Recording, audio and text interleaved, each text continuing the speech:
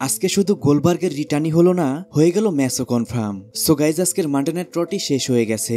কি হলো আজকের মানডে নাইট ড্রতে সমস্ত কিছুই থাকবে আজকের এই ভিডিওতে। আজকের মানডে নাইট ড্র শুরুতে ডমিনিক মিস্টেরিও এবং লিভ মর্গেন রিংয়ে আসে, যেখানে লিভ মর্গেন গত সপ্তাহে যে নিকি বেলাকে অ্যাটাক করেছিল এই বিষয় নিয়ে সে কথা বলে এবং কি সে নিকি বেলাকে ডিস্ট্রয় করা নিয়ে সে অনেক খুশি ছিল। এরপর সে 4 টাইম ট্যাগ টিম চ্যাম্পিয়ন হওয়া নিয়েও কথা বলতে শুরু করে। ঠিক তখনই সেখানে চলে আসে ইয়ো স্কাই। ইয়ো স্কাই এসেই বলে, তুমি যদি আমার টাইটেলটি পেতে চাও তাহলে তোমাকে এটা আর্ন করতে হবে, সিনিয়ে তো তুমি এটা নিতে পারবে না। এছাড়াও ইয়ো স্কাই ডমিনিক মিস্টেরিওকে নিয়ে মজা করতে শুরু করে, যার কারণে এক কথায় দুই কথায় তাদের মধ্যে ফাইট শুরু হয়ে যায়। লাস্টে সেখান থেকে লিভ মর্গেন এবং ডমিনিক মিস্টেরিও পালিয়ে যায়। এই বিষয়টা কিন্তু বরাবরই আমার কাছে ভালো লাগে না। একটা শোর বেস্ট পার্ট থাকে তার ওপেনিং এবং তার এন্ডিং, আর মানডে নাইট ড্রর মতো শোর যদি ওপেনিং এরকম থাকে তাহলে তো দেখতে কারো কাছেই ভালো লাগবে না, এটাই স্বাভাবিক। আর গাইস, আমি সবার কাছ থেকে সরি বলে নিচ্ছি, আমি বর্তমানে যে জায়গায় রয়েছি সেই জায়গায় অনেক বৃষ্টি হচ্ছে, এই জন্যই হয়তো একটু একটু বৃষ্টির শব্দ পেলেও পেতে পারেন। তারপর রাকেল, স্টেফেনি বেকর, আইভি নায়ার এবং কি আশুকার মধ্যে একটা ফ্যাটেল ফোর ওয়ে ম্যাচ শুরু হয়ে যায়। আর গাইস, এই ম্যাচটা ছিল কিন্তু কুইন অফ দ্য রিং এর জন্য কোয়ালিফাই ম্যাচ।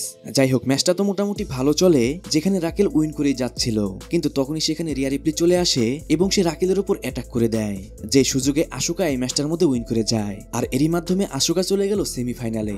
তারপর গুন্থার রিংয়ে আসে। যেহেতু গত সপ্তাহে গুন্থার ওয়ার্ল্ড হেভিওয়েট চ্যাম্পিয়ন হয়েছে, এই জন্যই তার এন্ট্রির সময় আজকে পাইরোর ব্যবহার করা হয়। তারপর গুন্থার বলে, রেসেলমেনিয়াতে জেউসও বেটার ম্যান ছিল, সে মাত্র একদিনেরই বেটার ম্যান ছিল, কিন্তু আমি সবসময় একজন বেটার ম্যান, আর আমি তার থেকে ধরা ছোঁয়ার বাইরে। আমি জানি অনেক রিউমারই শোনা যাচ্ছে আমার জন্য কে হবে নেক্সট। গুন্থার যখনই এই কথাটি বলে তখনই সেখানে গোলবার্গের চ্যান করছিল অডিয়েন্সরা।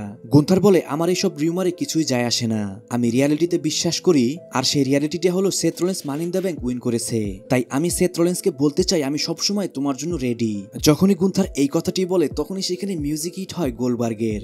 আর গাইস, চলে আসে লেজেন্ড গোলবার্গ। গোলবার্গ এসেই বলে, গুন্থার আজকে তোমার নাইট, আমি আজকে এসেছি তোমার ওয়ার্ল্ড হেভিওয়েট চ্যাম্পিয়নশিপের সেলিব্রেশনে, আর আমি এটাও জানি তোমার কাছে আজকে অনেকটা প্রাউড ফিল করার মতো একটা সময়। কিন্তু একটা বিষয় তো থেকেই যায়, কিছু মাস আগে তুমি আমার ফ্যামিলির সাথে যেটা করেছো সেটা আমি এন্ড করব, সেটা হবে স্যাটারডে নাইট মেইন ইভেন্টে, আর ইউ আর নেক্সট। এইটা যখনই গোলবার্গ বলে তখনই সেখান থেকে গুন্থার চলে যায়। আর গুন্থার কিন্তু আজকে গোলবার্গের বিপরীতে কোনো কথাই বলতে পারছিল না।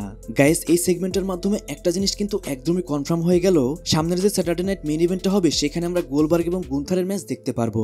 আমার মনে হয় সেখানে গোলবার্গ উইন করলে করতেও পারে এবং কি নাইট অফ চ্যাম্পিয়নে তাদের মধ্যে ফাইনাল ম্যাচ হতে পারে। এখন গাইস, গোলবার্গের রিটার্ন করা নিয়ে আপনার কি মতামত অবশ্যই কমেন্টে জানান। তারপর এজে স্টাইল ভার্সেস জেডি ম্যাকডোনাল্ডের মধ্যে একটা 1-on-1 ম্যাচ শুরু হয়ে যায়। ছোট একটা ম্যাচ ছিল যেখানে কিনা ডমিনিক মিস্টেরিও বারবারই ইন্টারফেয়ার করছিল। তারপরও এজে স্টাইল খুব সহজেই এই ম্যাচটার মধ্যে উইন করে যায়। যখনই ম্যাচটা শেষ হয়ে যায় তখনই ডমিনিক মিস্টেরিও এজে স্টাইলকে অ্যাটাক করতে আসে, কিন্তু এজে স্টাইলে ডমিনিক মিস্টেরিওকে সেখানে বিট করে দেয়। এরপর এজে স্টাইল যাচ্ছিল তার ফিনিশার হিট করতে ডমিনিক মিস্টেরিওকে, কিন্তু তখনই সেখানে ফিন বেলার চলে আসে। ফিন বেলার এসে ডমিনিক মিস্টেরিওকে সেখান থেকে টেনে নিচে নিয়ে যায় এবং ফিন বেলার, ডমিনিক মিস্টেরিও এবং জেডি ম্যাকডোনাল্ড তিনজন মিলে এজে স্টাইলকে অ্যাটাক করতে যায়। কিন্তু এটাও ভুলে চলবে না, সেটা হলো এজে স্টাইল। এজে স্টাইল তাদের তিনজনকে ফাঁকি দিয়ে সেই টাইটেলটি নিয়ে সে চলে যায় ব্যাক স্টেজে। তারপর বেইলি রিংয়ে আসে। সে এসেই গত সপ্তাহে যে সে বেকি লিঞ্চকে অ্যাটাক করেছিল সেই বিষয়ে সে কথা বলে এবং কি সে এটাও বলে, তুমি যদি মনে করো তুমি আমাকে রেসেলমেনিয়াতে যেতে দাওনি এবং তোমার জন্য আমি দুর্বল হয়ে গেছি তাহলে সেটা ভুল হবে। আমি বর্তমানে আগের মতো নেই, আমি তার থেকেও বেটার হয়ে গেছি। তখনই সেখানে বেকি লিঞ্চ চলে আসে। বেকি লিঞ্চ এসেই বেলিকে বলে, তুমি তো অডিয়েন্সদের জন্য ফাইট করো, কিন্তু আমি অডিয়েন্সদের জন্য ফাইট করি না। আমি আগে অডিয়েন্সদের জন্য ফাইট করতাম, কিন্তু আমি কিছুই পাইনি সেখানে। এরপর তাদের মধ্যে এক কথায় দুই কথায় ফাইট শুরু হয়ে যায়। লাস্টে সেখান থেকে পালিয়ে যায় বেকি লিঞ্চ। তারপর ব্যাকস্টেজে জেউসোর একটা ইন্টারভিউ নেওয়া হয়। সেখানে জেউসো বলে, আমি গুন্থারকে রেসেলমেনিয়াতে হারিয়েছি এবং সে আমাকে গত সপ্তাহে হারিয়েছে, যার মাধ্যমে গুন্থার আমার কাছ থেকে রিসপেক্টও জিতে নিয়েছে। আমার বর্তমানে টার্গেট হলো কিং অফ দ্য রিং, সেইখানে আমি উইন করে আমি আবারও আমার টাইটেলটি ফিরিয়ে আনবো। তারপর এজে স্টাইল নিকোলডিসের কাছে যায় এবং কি আইসি টাইটেলটা নিকোলডিসের কাছে দেয়। সেইখানে নিকোলডিস বলে, এই টাইটেলটি তোমার কাছে আমি পার্মানেন্ট রাখার জন্য ব্যবস্থা করে দিয়েছি। নাইট অফ চ্যাম্পিয়নে এজে স্টাইল ভার্সেস ডমিনিক মিস্টেরিওর ম্যাচ আমি কনফার্ম করে দিয়েছি। আর গাইস, এরই মাধ্যমে কিন্তু নাইট অফ চ্যাম্পিয়নে এজে স্টাইল ভার্সেস ডমিনিক মিস্টেরিওর মধ্যে আইসি চ্যাম্পিয়নশিপ ম্যাচও কনফার্ম হয়ে গেল। তখনই নিকোলডিসের কাছ থেকে থেকে এজি স্টাইল চলে যায় এবং কি সেখানে চলে আসে বেইলি। বেইলিকে দেখে নিকল ডিস বলে, তোমারও ম্যাচ আমি কনফার্ম করে দিয়েছি বেকি লিঞ্চের এগেনস্টে, আর সেই ম্যাচটা হবে উইমেন আইসি চ্যাম্পিয়নশিপ ম্যাচ। আর গাইস এরই মাধ্যমে আমরা এটাও জানতে পারলাম নাইট অফ চ্যাম্পিয়নে বেইলি ভার্সেস বেকি লিঞ্চের মধ্যে আইসি চ্যাম্পিয়নশিপ ম্যাচ কনফার্ম হয়ে গেছে। তারপর কাইরি সেন ভার্সেস লিভ বর্গেনের মধ্যে একটা 1-on-1 ম্যাচ শুরু হয়ে যায়। ম্যাচটা শুরু হতে হতে লিভ বর্গেনের শোল্ডারের মধ্যে ইনজুরি হয়, আর ইনজুরিটা কিন্তু সাধারণ পর্যায়ে ছিল না, সাথে সাথেই ম্যাচটা সেখানে বন্ধ করে দেওয়া হয়। মাইকেল কলো বলছিল লিভ মর্গানের শোল্ডার ডিসলোকেট হয়ে গেছে। গাইস হতে পারে আমরা লিভ মর্গানকে কিছুদিনের জন্য বাইরে দেখতে পারি ডাব্লিউডাব্লিউ থেকে। তারপর আমরা ব্যাকস্টেজে সেমিজেনের একটা ইন্টারভিউ দেখতে পাই, সেখানে সেমিজেন বলে আমার সবসময় টার্গেট ছিল ওয়ার্ল্ড হেভিওয়েট চ্যাম্পিয়ন হওয়া, তাই এখন আমার কাছে একটি চান্স রয়েছে, আমি সেখানে আমার বেস্টটাই দিব। তখনই সেখানে ক্যারিয়ান ক্রস চলে আসে। ক্যারিয়ান ক্রস সেখানে এসে সেমিজেনকে আজকেও ম্যানিপুলেট করতে শুরু করে। ক্যারিয়ান ক্রস বলে স্ম্যাকডাউনে তুমি র্যান্ডি অর্টনকে হারাতেই পারবে না, তোমাকে র্যান্ডি অর্টন হারিয়ে দিবে এবং কি সে আস্তে আস্তে হয়ে যাবে 15 টাইম ওয়ার্ল্ড হেভিওয়েট চ্যাম্পিয়ন। যা শুনে সেমিজেন অনেক রেগে যায় এবং কি সেমিজেন বলে আমার প্রথম ফোকাস থাকবে কিং অফ দ্য রিং, আর যখনই কিং অফ দ্য রিং শেষ হবে আমি যাব অ্যাডম পিয়ার্সের কাছে এবং কি তোমার সাথে আমার ম্যাচ কনফার্ম করে নিব।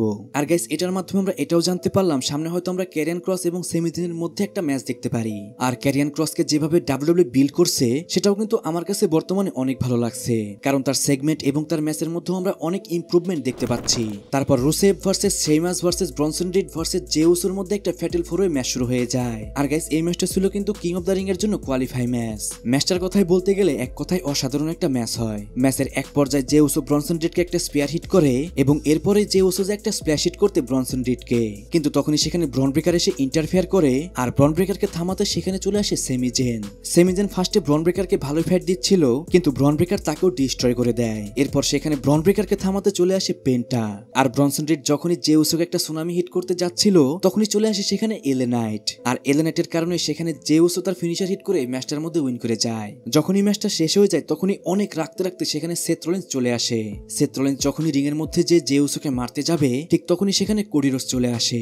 দেন কোডি রোডস এবং সেথ রলিন্সের মধ্যে আমরা একটা ফেস অফ দেখতে পাই এবং কি সেখান থেকে এক পর্যায়ে সেথ রলিন্স চলে যায়। জেউসোর সাথেও কোডি রোডসের একটা ফেস অফ হয়, কারণ নেক্সট মানডে নাইট রতে আমরা তাদের মধ্যে কোয়ালিফাই ম্যাচ দেখতে পারবো, আর সেই কোয়ালিফাই ম্যাচটা হবে সেমিফাইনাল ম্যাচ। তারপরও গাইস যেহেতু দুইজনই এখানে বেবি ফেস, তারা দুইজনই সেখানে হ্যান্ড রেস করে। কিন্তু গাইস আমার কাছে একটা জিনিস খারাপ লেগেছে, গত সপ্তাহে যখন জেউসোকে গুন্থার হারালো তখন যদি এরকম ইন্টারফেয়ার হতো তাহলে কিন্তু জেউসোর জন্য অনেক ভালো হতো। জেউসোকে গুন্থার এতটা যে ক্লিন ভাবে হারিয়েছে সেটা কিন্তু সবার কাছে অনেক খারাপ লেগেছে। একটা নিউজ আপনাদের আমি এখানেই দিয়ে দিচ্ছি, জেউসোকে হারানোর পিছনে সব থেকে বড় মাস্টারমাইন্ড ছিল ট্রিপল এইজের কারণে সেখানে জেউসোকে গত সপ্তাহে হারানো হয়েছে। এখন আমি একটা জিনিস বুঝি না কেন ট্রিপল এইজ এরকম কাজ করছে। সে রেসেলমেনিয়াতে জেউসোকে উইন করালো, আবার রেসেলমেনিয়া যেতে না যেতে সেখানে জেউসোকেই সে হারিয়ে দিল। আমার তো মনে হয় ট্রিপল এইজের মাঝে মাঝেই মুড সুইং হয়, সে যে মাঝে মাঝে কি করবে সে নিজেই ভালো মতন বুঝে না।